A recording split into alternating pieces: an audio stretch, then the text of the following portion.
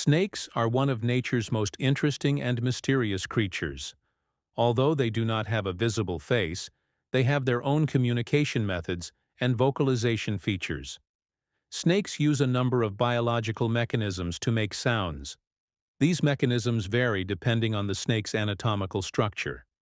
Snakes can control the airflow in their throats by opening and closing their mouths.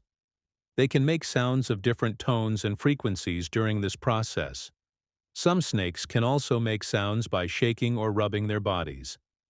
These sounds are usually perceived as friction sounds. Some snake species can make various communication sounds, especially during mate-finding periods. These sounds can be used to attract or threaten other snakes.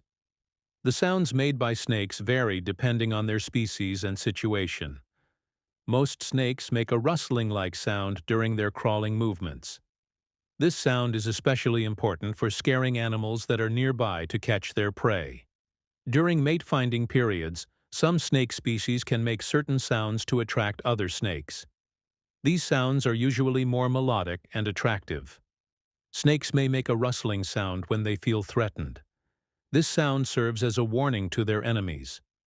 The sounds made by snakes can be heard by humans, but the level at which these sounds are heard depends on many factors. Here are some important points about the audibility of snake sounds. The sounds made by snakes are generally low frequency and can be heard by humans. However, some sounds may be out of human hearing range. The location of the snake affects how far the sound can travel. While sounds can travel a greater distance in open areas, the spread of sound may be limited in closed areas. Wind, water, or other natural sounds can affect the ability of snake sounds to reach the human ear. It can be more difficult to hear snake sounds in a noisy environment.